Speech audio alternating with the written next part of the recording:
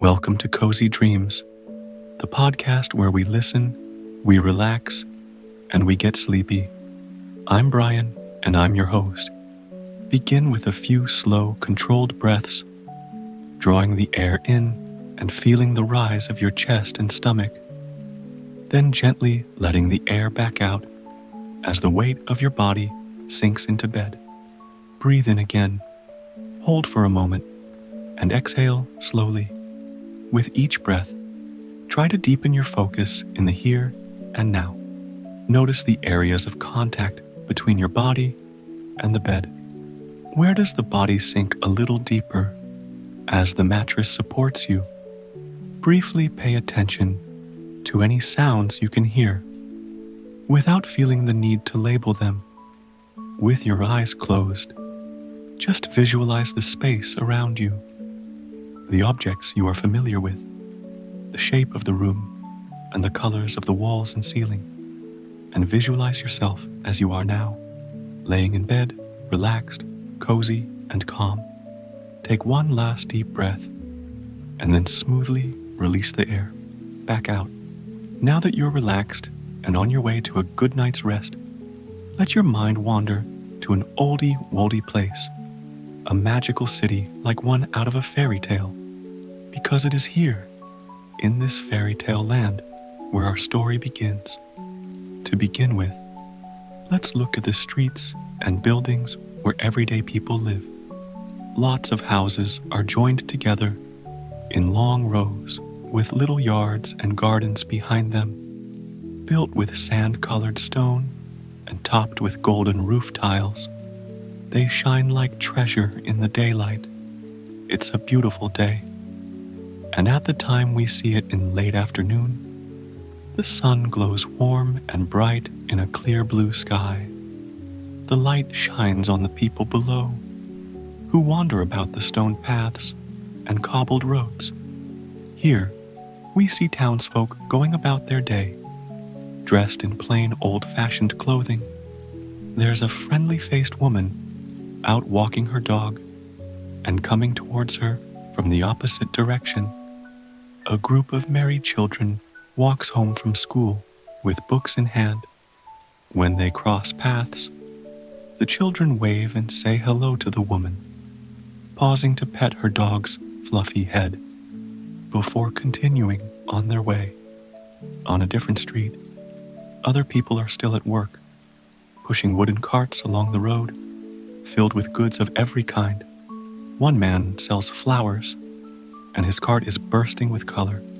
The smell of those pretty blooms trails behind him everywhere he goes, filling the air with the most wonderfully sweet perfume. It travels with him past the golden houses, where parents and children are beginning to return home, and into the high street, where the town's best shops are clustered together. Soon, he arrives at his own shop, where he pulls up his cart. The few flowers that he still has will go back inside to be sold tomorrow, except for a bouquet of bright red roses that he will take home for his wife. As he packs everything away for the evening, he makes happy chit-chat with the baker next door. She, too, is out at the shop front, readying her horses and cart for her final delivery before heading home. Her last stop of the day is where she'll take her largest order. It's a request from the palace for 3 boxes of freshly baked bread, pastries, donuts, and other delicious sweet treats. Let's join her now as she sits down upon the open, cushioned bench behind 2 magnificent chestnut-brown horses.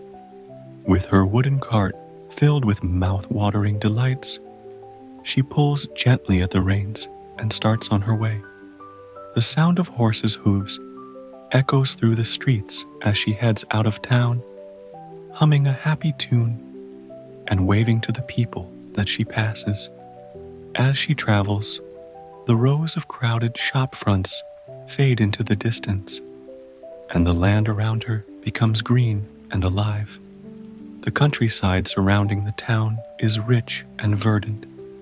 Aside from the occasional farmhouse or shepherd herding their flock of sheep, there are very few people here. It's wonderfully peaceful, and the air smells fresh and clean, even more so as the road curves uphill, where a lush forest borders it on both sides. Apart from the clopping of hooves and wheels upon the road, the only sounds come from the trees swaying in the breeze, and the gentle twittering of birds returning to their woodland nests. Eventually, the road straightens out, and the forest opens up, revealing the royal palace at the top of the hill. It's exactly what you'd expect from a fairy tale castle, a colossal fortress of white walls and pinkish gray roofs, with a huge silver gate at its front. At either side of the gate stand two guardsmen wearing pristine uniforms of silver and purple. They look very official and a little bit serious until they see the familiar face of the baker approaching. Immediately, their expressions change, and they wave to her cheerfully. Then, they open the gate and allow her through. Once inside, the horses follow a neat pathway, surrounded by the beautiful royal gardens. There are plants and flowers of every color, and stunning trees reaching up towards the sky. At the front of the castle is a handsome white fountain, with water spraying from the mouth of an elegant marble statue. Behind it, two staircases rise towards each other, meeting in the middle on a balcony where the massive front doors stand open, bringing the horses to a stop between the fountain and the steps. The baker hops off her seat and greets the kitchen maids who are waiting there. They wear black dresses with frilly white aprons pinned to their fronts, and their hair is hidden beneath lacy white hats. As always, they are delighted to see the baker and her boxes of sweet treats. They stroke the noses of the friendly horses before lifting the boxes from the cart, and then they wave goodbye as the baker takes up the reins once more and heads back out through the palace gates. Evening is approaching now. Though the baker and her horses are returning home for the day, the staff of the palace kitchen still have work to do, and so they carry the boxes of baked goods inside. Then they help the cook unpack everything and put the final touches on tonight's royal meal. Rolls of fresh golden bread sit upon silver trays beside bowls of hot, creamy soup. This is the first of many courses to be served tonight.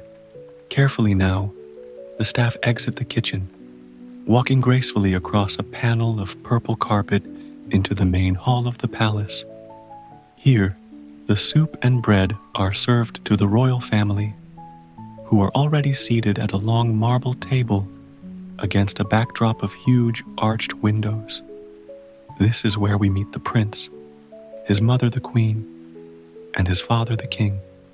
The queen is resplendent in a gown of ruby red velvet, and the men wear stylish suits of blue and silver. They each wear a crown, decorated in jewels in every color of the rainbow.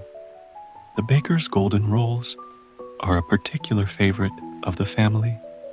In fact, though it's not really proper table etiquette, all three of them like to dip the buttered crispy bread into their soup. In between mouthfuls, they make pleasant conversation, discussing the events of the day and any pressing matters of the kingdom. Naturally, it isn't long before the topic of marriage comes up. The king and queen ask their son if he's found a suitable bride yet, and just like always, he tells them that no, he hasn't. The prince has searched far and wide, traveling all across the land to find a worthy princess. But so far, he hasn't succeeded. He's met lots of very nice ladies, to be sure, but none that felt like the right princess for him. Seeing his unhappiness, his mother tells him not to worry. The right person will come along, probably when he least expects it. A moment after the queen has spoken, the sound of thunder rumbles outside the castle. Through the massive windows behind the table, the family can see a silver cloud. The hallway is lit with a sudden flash of white lightning, illuminating the beauty of the grand hall. This is swiftly followed by the sound of heavy rain pouring down over the thick palace walls and upon the ground. It's a welcome sight for the royal family, who are particularly fond of a good storm. And so, there is little conversation as the next few courses are eaten. In the glow of soft golden candlelight, the family savors one delicious bite after another, all the while enjoying the sounds of the wild and chaotic weather. Not far from the table, a huge fire roars to life in the large stone hearth, which is both tall and wide. Golden flames fill the large hall with warmth and light, and the sound of logs crackling amplifies the contrast between the cold, wet outdoors and the blissfully comfortable indoors. By the time dessert arrives, a treacle sponge pudding soaked in hot yellow custard, their spirits are high. By now, the storm is dying down. The thunder and lightning have stopped, and the rain has faded to a gentle pitter-patter. It taps at the palace walls and rooftops, trickling down the hall's great windows in an assortment of shapes and patterns. The king, having finished his pudding, stands beside the window looking through the rivulets of water. As he does most nights, he is admiring his vast, beautiful city down below. Only tonight, the king's quiet thoughts are interrupted by the approach of a guardsman. He hears damp footsteps move across the thin carpet panel, and then the marble floor tiles in his direction. The guardsman explains that a princess has arrived at the palace gates, seeking shelter from the storm. The king beckons him to invite her inside. When she comes in, he offers her his own seat nearest the fireplace and asks that food be brought to her at once. The woman that enters the hall is drenched from head to toe. Her hair is a mess of wet tangles, and raindrops drip from her nose to her cloak. To the royal family, she looks very little like a princess, though all are impressed by her manners as she thanks them repeatedly for their kindness and generosity. They watch her with curious eyes as she dips bread rolls into her soup. Just as they did earlier, she only pauses to comment on how tasty the rolls are and to gush about how beautiful the storm was, though it's clear she would rather have seen it from inside the palace.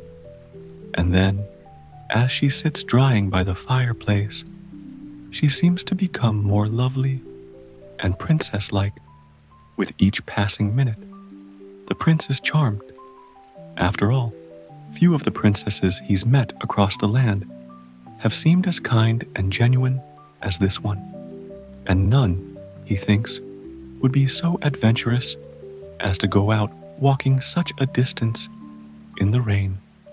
There's something about this woman that seems different and special. His mother, however, isn't so sure. She is accustomed to meeting princesses at balls and dinners. You see, when they're dressed in their finest gowns.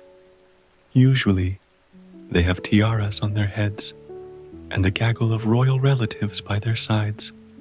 But this girl arrived alone, with no tiara or crown on her wet, messy hair, and dripping water all over the palace floors and carpets. Certainly, She has the manners and graciousness of a princess, and her son seems to have taken an instant liking to the young woman. But for all they know, this stranger might be an impostor, an actress simply pretending to be royal, in order to test whether the princess is really who she claims to be. The queen concocts a plan. Before bedtime, when everyone else is sipping hot cocoa with marshmallows around the fireplace, she sets her plan into motion. Following her instructions, the maids collect mattresses and duvets from 19 of the other guest rooms and bring them to the one where the young woman will be staying. The queen meets them there, in the very grand room, holding in her hand a single green pea.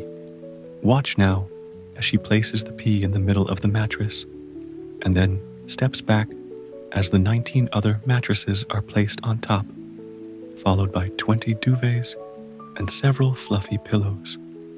What a sight this is! A bed so high it almost touches the ceiling of this grand bedroom. It's so high, in fact, that before her plan is complete, the queen asks for a ladder to be placed beside it. Without one, the young woman won't be able to climb into bed. With everything now in place, the king, queen, and prince all go to their rooms, looking forward to a long and restful sleep. Their visitor is escorted to the beautiful guest room, where her mouth drops open at the sight of the incredible bed. She stands beside it in her silky white pajamas that she borrowed from the queen and counts up the number of mattresses and duvets that rise above her, 20 of each in total. What a treat this will be, she whispers to herself dreamily. Then she climbs up the ladder beside the bed and crawls in at the very top, snuggling into the warm, cozy blankets and closing her eyes. The next morning, the princess awakens after a night that was anything but restful. As lovely as the bed was, she couldn't seem to get comfortable and woke up at different times throughout the night, feeling as if something hard were pressing into her back. It was not a good night's sleep. However, she's not the kind of woman to dwell on complaints or grumbles. So, she climbs down the ladder, ready to greet a new day, with a smile on her face. This is made much easier by a lovely, warm bubble bath. In a tub the size of a small swimming pool, she floats about in the soapy water, washing away the tiredness with a velvet soft sponge and a range of luxurious soaps. Her hair gets a wash too, with a creamy pink shampoo that smells of delicious strawberries. Then she lays back, singing a lovely song and enjoying the warmth of the water. By the time she steps out of the bath and into a fluffy robe, her sleepless night is all but forgotten. Returning to her bedroom, she finds that her outfit from yesterday has been washed, dried, and ironed, and hung up ready to wear on the wardrobe door. She pulls it on, one piece at a time, delighting in the softness of the fresh, dry fabric against her skin. It's a lovely dress, reaching just above the floor and sea blue in color, a perfect match for its owner's eyes. The fabric is a rich velvet that's pulled in at the waist, where silver-colored silk is tied. It puffs out at the sleeves, and a silver thread decorates the edges in a wave-like pattern. Clean and dry in her elegant dress, the princess feels much more like herself. And once a maid has kindly dried and styled her hair, pinning it up with pearl-tipped clips, she looks every bit the princess that she is. In fact, the royal family are quite taken aback when she arrives for breakfast in the main hall, looking so very different from the last time they saw her.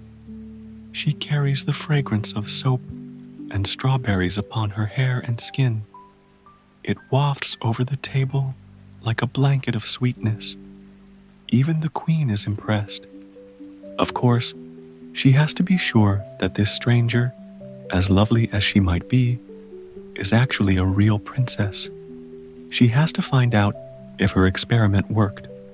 So, as the family are tucking into their morning croissants, buttery and golden as the baker always makes them, the queen begins to inquire as to how the girl slept. The princess wishes to be honest without seeming impolite. She sips on her freshly squeezed orange juice as she thinks of what to say. "Your Majesty," she begins, "I have never slept in a bed so tall and grand as that one. Just climbing up into it was a wonderful adventure." Then she clears her throat a little nervously and adds, "But in all honesty, I did not sleep well. No matter what position I was in, I seemed to be lying on something hard and uncomfortable. I can't begin to think of what was in that bed." And with these words, the queen laughs heartily, joined soon after by the king, who already knows of his wife's clever plan. The queen then explains that what the girl felt was a tiny green pea, which proves that she must indeed be a princess. Only a real royal princess would be so sensitive that she might detect the presence of a solitary pea between 20 mattresses and 20 duvets. At this, the table erupts into laughter, followed by many heartfelt apologies from the queen for ever doubting the princess's sincerity. "I suppose it might help if I were to wear my crown," the princess says. "But alas, it's so heavy that I only bring it out for special occasions." Around her at the breakfast table, the king, queen, and prince each wear crowns on their heads. And it's true, they're as heavy as they are beautiful. "You're so right, my dear," says the king. "It really is a heavy thing. I don't know why we wear ours so often. Just habit, I suppose." And with that, the king lifts his hands to his head and takes off his golden, jewel-encrusted crown.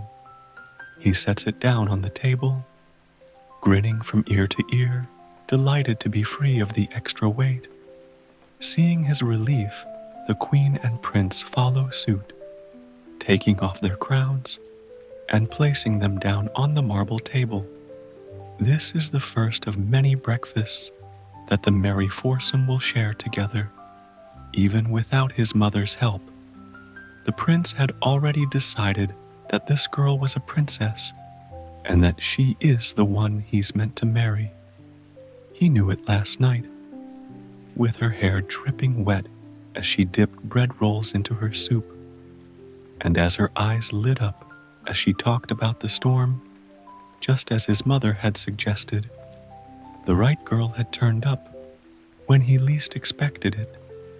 And this is where our story ends, though it's only the beginning for the young prince and princess. Over the next few months, they will spend a great deal of time together, growing to love each other more with each passing day. Eventually, they will marry in the main hall of the royal palace, its floors scattered with red roses provided by the florist we met earlier. Their wedding will be attended by everyone in the city. They will call it the social event of the year, and to celebrate, it will feature the most spectacular towering wedding cake, designed by the baker herself, and how people will gasp when they see its 20 tiers of cake and 20 more of icing, created in honor of that most unusual bed. As for the famous pea, it remained somehow unsquished, despite the many mattresses and duvets that sat upon it, and it will find a new home in the city's royal museum. There, the pea will rest on a pillow of purple velvet for any and all to gaze upon when they visit.